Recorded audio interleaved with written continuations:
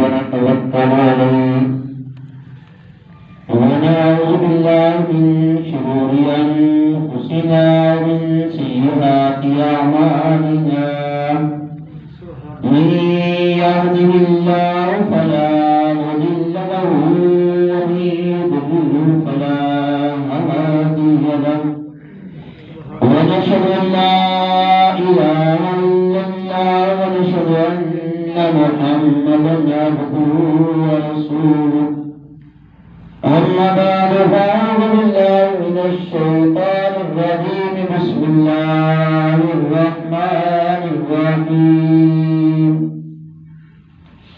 وبالوالدين إحسانا صدق الله العظيم وصدق رسوله النبي الكريم الأمين إن الله وملائكته يصلون على النبي يا أيها الذين آمنوا صلوا عليه وسلموا تسليما الصلاة والسلام عليك سيدي يا رسول الله الصلاة والسلام عليك سيدي يا حبيب الله حمد و سلام کے بعد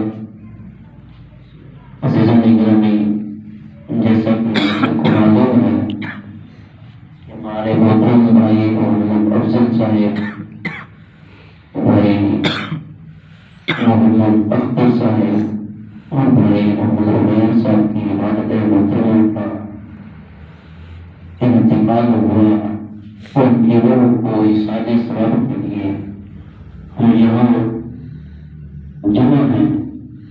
دعا ہے اللہ تعالیٰ مرحومہ کی درجات کو بلند فرمائے, مرحومہ کی بخشش فرمائے, ان کی صغیرہ کبیرہ گناہوں کو معاف فرمائے اور مرحومہ نے زندگی کے اندر جو بھی نیک عمل کیے اس کو اپنی بارگاہ کے اندر قبول فرمائے اور اللہ تعالیٰ ان کی خطاؤں سے درگزر فرمائے اور والدین کو صبر جمیل اور اجر عظیم عطا فرمائے. حضرت نے موت ایک اٹل وعدہ ہے, ہر جاندار اس کو چکھنا ہے. تو دنیا کے اندر والدین انسان کے لیے بہت بڑی نعمت ہے اور اس نعمت کا احساس ہمیں دنیا سے گزر جانے کے بعد ہوتا ہے. والدین جب زندہ ہوتے ہیں تو یہ احساس ہمیں نہیں ہوتا کہ یہ کتنی بڑی نعمت ہے, کتنا بڑا ہمارے اوپر عظیم سایہ ہے. یہ اللہ کی نعمت ہوتے ہیں, لیکن جب یہ سایہ ہم سے اٹھ جاتا ہے تو پھر ہم افسوس کا ہاتھ ملتے ہیں کہ ہم سے کتنی بڑی دولت چھن گئی ہے. ماں ہو یا باپ ہو, دونوں کا ہی مرتبہ اللہ نے بہت بڑا رکھا ہے, کیونکہ یہاں تک اللہ رب العزت نے ارشاد فرما دیا کہ تم اللہ کی عبادت کرو اور اس کے ساتھ کسی کو شریک نہ ٹھہراؤ, وبالوالدین احسانا, اور والدین کے ساتھ احسان کرو.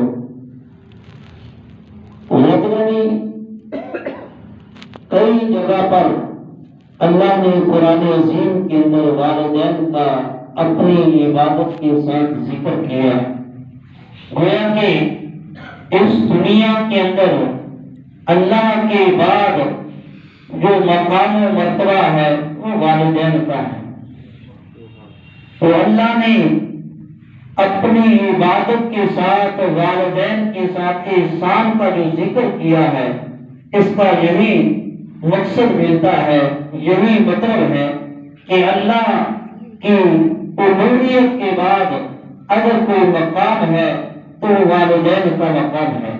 والدین کو اللہ نے بڑا ہی مقام و مرتبہ عطا فرمایا اور پھر اولیاء اعظام نے اور صحابہ کرام رضوان اللہ تعالی علیہم اجمعین نے اپنے والدین کا ادب و احترام کر کے ان کی خدمت کر کے ہمیں یہ درس دیا ہے، یہ سبق دیا ہے کہ اگر کوئی مقام چاہتے ہو، کوئی اگر عروج چاہتے ہو، بلندی چاہتے ہو تو والدین کی خدمت کرو۔ اور آج ہمارا یہ حال ہے کہ والدین پورے گھر میں ہوتے ہیں اور ہم پیر کی چوکھٹ پر جا کر پیر کی خدمت پر لگے ہوتے ہیں۔ سیدنا بایزید بستامی رحمۃ اللہ تعالی علیہ آپ اپنی والدہ محترمہ کے پاس حاضر ہوئے، عرض کیا اماں جان میرے اوپر اللہ کا بھی حق ہے اور تیرا بھی حق ہے کہ میں اللہ کی عبادت کروں یا تیری خدمت کروں، تو آپ مہربانی کریں، آپ اپنا حق مجھے معاف کر دیں تاکہ میں اپنے رب کو راضی کر دوں۔ والدہ بھی بایزید بستامی کی تھی، کہنے لگی بیٹا جا میں نے تجھے معاف کیا، تو اپنے رب کو راضی کر۔ حضرت بایزید بستامی رحمۃ اللہ تعالی علیہ آپ جنگلوں میں چلے گئے، 12 سال تک اللہ کی عبادت و ریاضت کرتے رہے اور 12 سال اللہ کی بارگاہ کے اندر کوئی عبادت ایسی نہ چھوڑی، دن رات ذکر و اذکار کے اندر لگے رہے، دن رات اللہ اللہ کی یاد میں مست رہے۔ جب 12 سال گزر گئے، 12 سال گزرنے کے بعد دوبارہ بستام سے آپ کسی اور طرف جا رہے تھے، راستے میں جب اپنی والدہ محترمہ کا مقام آیا، گھر آیا تو رات کا وقت تھا، دل میں خیال آیا کہ جاتے جاتے چلو والدہ کو ملتے جاؤں۔ تو جب آپ رحمت اللہ تعالی علیہ اپنے گھر کے دروازے کے پاس آئے، سردیوں کی راتیں تھی، سردیوں کی راتیں بڑی لمبی ہوتی ہیں، تو جا کر دروازہ کھٹکھٹانا چاہا تو سوچا کہ ساری زندگی تو میں نے اپنی ماں کی خدمت نہیں کی، تو آج چلو ماں کے آرام میں خلل تو نہ ڈالوں، صبح کا انتظار کرتا ہوں، صبح جب والدہ اٹھے گی تو پھر میں دروازہ کھٹکھٹا لوں گا۔ تو یہی خیال کر کے آپ اسی دروازے کے ساتھ ٹیک لگا کر آرام کرنے لگے، اور جب نماز تہجد کا وقت ہوا، والدہ محترمہ تہجد کے لیے اٹھی، جب پانی چلایا، اس وہ پانی جب نالی سے باہر آیا تو وہاں پر بایزید بستامی بیٹھے تھے، اور جب پانی چلتا ہوا دیکھا تو سوچا کہ اب والدہ محترمہ جاگ گئی ہوں گی، اس لیے آپ نے دروازہ کھٹکھٹایا، اور جب دروازہ کھٹکھٹایا تو والدہ نے کہا بیٹا بایزید ٹھہرو میں ابھی کھولتی ہوں دروازہ۔ آواز نہیں دی، صرف دروازہ کھٹکھٹایا ہے۔ اور ماں کتنی عظیم ماں ہے کہ وہ تو بچوں کے دروازے کھٹکانے کی کیفیت کو بھی پہچان لیتی ہے کہ یہ میرا بیٹا کون سا آیا ہے، کون سے بیٹے نے مجھے آواز دی ہے، کون سے بیٹے نے میرا دروازہ کھٹکھٹایا ہے، وہ بچوں کی ساری عادتوں کو جانتی ہے۔ تو بایزید بستامی باہر کھڑے تھے، ماں نے دروازہ کھولا اور اپنے گلے لگایا اور گلے لگا کر چوما، اور بیٹے کی حالت دیکھی اور کیا دیکھا کہ بیٹے کا حال بڑا عجیب و غریب ہے، پھٹے پرانے کپڑے ہیں اور سر کے اندر غبار اٹھی ہوئی ہے۔ تو اللہ کی بارگاہ میں ہاتھ اٹھائے اور ہاتھ اٹھا کر کہا کہ مولا میں نے تو بایزید کے سارے حقوق معاف کر دیے تھے، یہ تجھے راضی کرنے کے لیے نکلا تھا، 12 سال ہو گئے ہیں ابھی تک میرے بایزید سے تو راضی نہیں ہوا، میرے بیٹے کی یہ حالت ہو گئی ہے، ابھی تک تو راضی نہیں ہوا۔ تو بس والدہ کے یہ اٹھے ہوئے ہاتھ اللہ کی بارگاہ میں قبول ہوئے، اور بایزید بستامی کو اسی وقت اللہ نے مقام و مرتبہ عطا کر دیا۔ وہ بایزید جو 12 سال تک جنگلوں میں پھرتا رہا، کودتا رہا، لیکن اس کو اللہ کا قرب حاصل نہ ہوا، لیکن ایک بایزید بستامی کی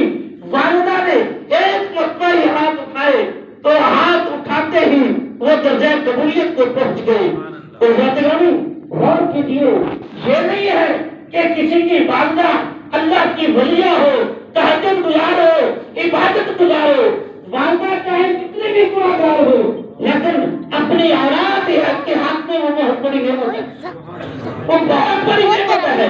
اس نعمت کو پہچانیے۔ جب اس دنیا سے وہ چلی جائے گی تو پھر ہمیں رہ رہ کر یاد آئے گا، کاش ہم اپنے والدین کی خدمت کر لیتے، پورے ماں باپ کو راضی کر لیتے۔ تو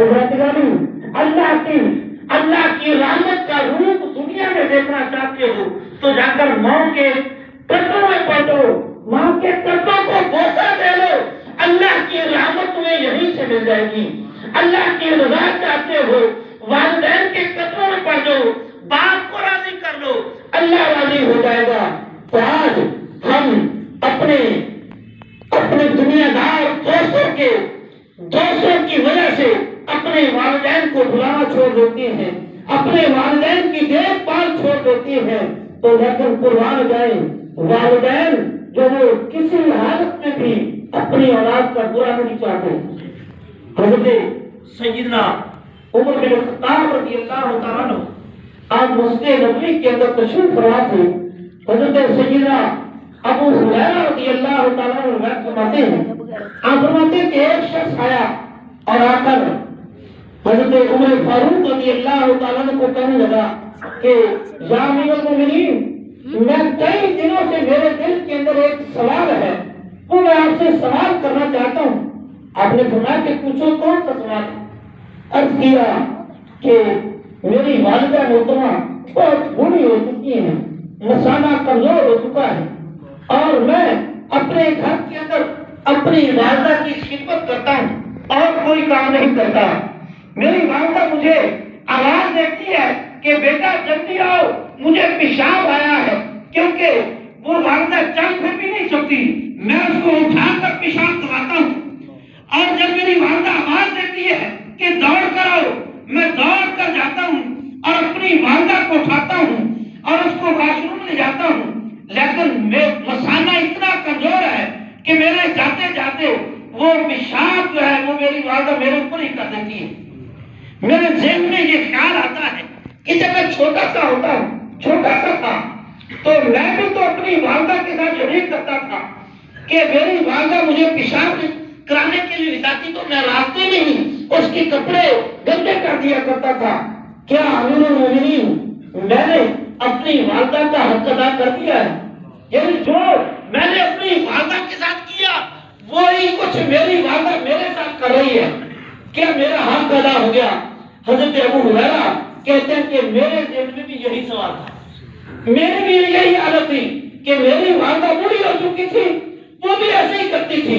میں نے سوچا چلو میں نے سوال نہیں کیا، میرے سوال کا جواب ہی مل جائے گا۔ تو حضرت امیر المومنین عمر بن خطاب رضی اللہ تعالیٰ عنہ آپ فرمانے لگے کہ بھائی تو حق کی بات کرتا ہے کہ تیرا حق ادا ہو گیا ہے، تیری ماں تجھے دیکھ کر جو ایک مرتبہ دیکھ کر تجھے مسکراتی ہے، اس مسکرانے کا حق بھی نہیں ادا ہوا۔ تو تیری خدمت اور اس کی خدمت میں بڑا فرق ہے، یعنی تو بھی خدمت کرتا ہے، اپنی والدہ کی دیکھ بھال کرتا ہے، اس کی ولادت کو دھوتا ہے، اور تیری ماں بھی تیری ولادت ہویا کرتی تھی، لیکن دونوں میں بڑا فرق ہے۔ اب یہ ہو کیسے؟ آپ نے فرمایا کہ جب تم ولادت کرتا تھا، جب تم بیمار ہوتا تھا اور تیری ماں تجھے اٹھاتی تھی، سنبھالتی تھی، تیرے کپڑے بدلتی تھی، تجھے خشک جگہ پر لے جاتی تھی اور تجھے اور خود گیلی جگہ پر لے جایا کرتی تھی، لیکن جب وہ تجھے دیکھتی تو اللہ کی بارگاہ میں یہ دعا کرتی تھی کہ مولا میرے بیٹے کو جلدی سے جوان کر دے، میرے بیٹے کو لمبی عمر دے دے، تاکہ یہ اس ولادت سے نکل جائے اور اپنے آپ کو سنبھالنے والا ہو جائے۔ اور جب تو اس کو اٹھاتا ہے وہ تو تیرے لیے رحمت کی دعائیں کرتی تھی، لیکن جب تو اٹھا کر جاتا ہے تیرے دل میں چاہے تو زبان سے کہے نہ کہے، دل کے اندر ضرور خیال آتا ہے کہ مولا میری ماں بہت بڑی ہو گئی ہے، میری ماں بہت بڑی ہو گئی ہے، اب اس کو تو پتا دے دے، مجھے دیکھا نہیں جاتا کہ میری والدہ کی یہ حالت ہو گئی ہے۔ اے بندے، اے سوال کرنے والے، تو ولادت اٹھانے کے بعد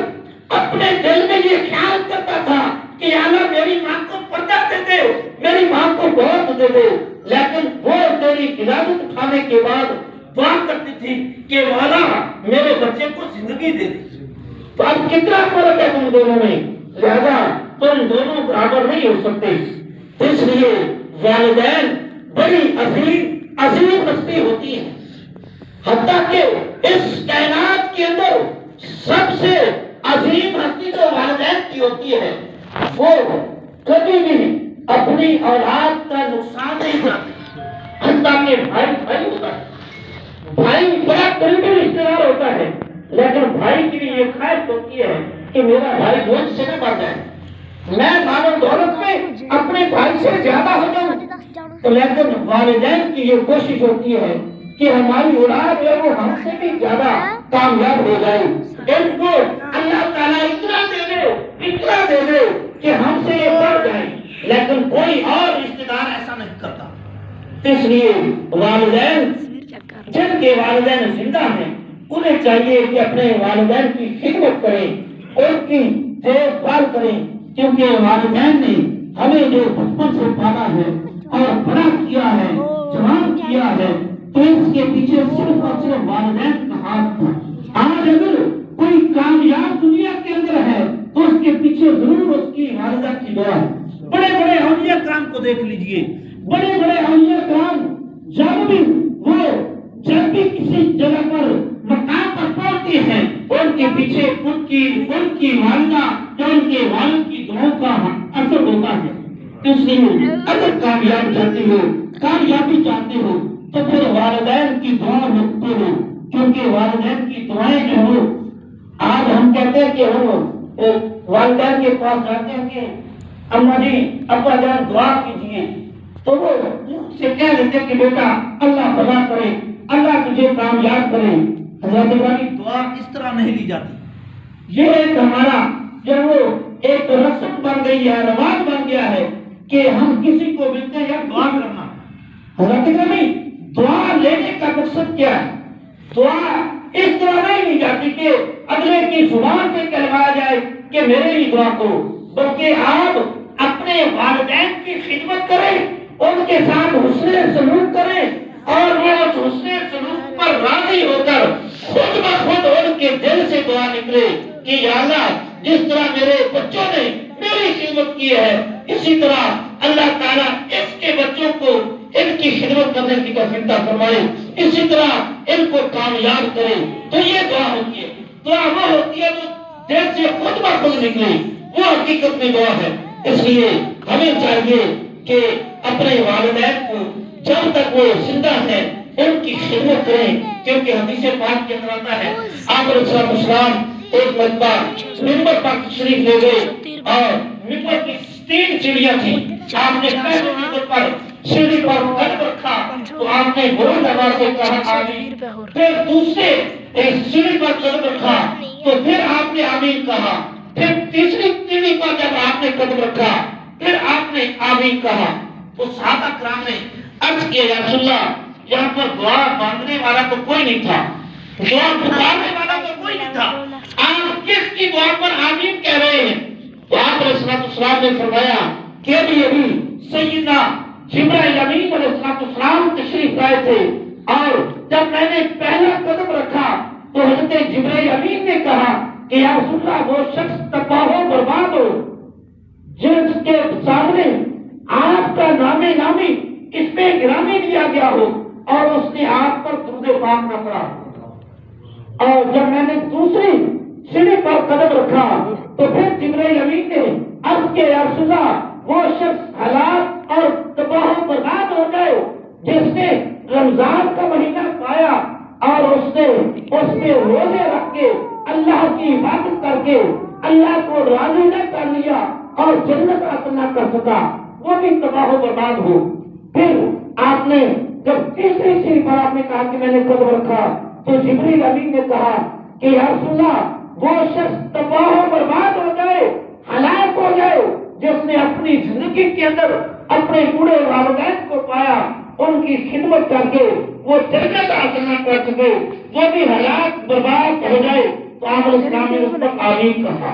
تو جب حضور علیہ السلام کسی دعا پر آمین کہہ دیں وہ دعا کبھی رد نہیں ہوتی. دعا کرنے والے جبرائیل امین ہوں حضور علیہ السلام ہوں، وہ دعا کبھی رد نہیں ہو سکتی. لہذا اس دعا، یہ جو دعا ہے، اس دعا کے اپنے آپ کو بچائیے. اور اس بچانے کا حل یہی ہے کہ اپنے والدین کی خدمت کرو. والدین بوڑھے ہوں، جوان ہوں، جس حالت میں بھی ہوں، اپنے والدین کی خدمت کرو. اللہ بھی راضی ہو جائے گا. اور پھر اس دنیا کے اندر بھی کامیابیوں کا بانی ہے اور آخرت کے اندر بھی کامیابی ہے. اللہ تعالیٰ سے دعا ہے کہ اللہ تعالیٰ ہم سب کو اپنے والدین کی خدمت کرنے کی توفیق فرمائے. اور ہمارے محترم بھائی محمد اختر، بھائی افسر صاحب، بھائی عمر صاحب، ان کی والدہ کو اللہ تعالیٰ کرور چین نصیب فرمائے اور ان کی قبر کو پا حد نگاہ وسیع کشادہ فرمائے. ان کی قبر کو کروڑوں رحمتوں نازل فرمائے. آمین. وآخر دعوانا ان الحمد للہ. ہمارے چینل کو سبسکرائب کریں، لائک کریں.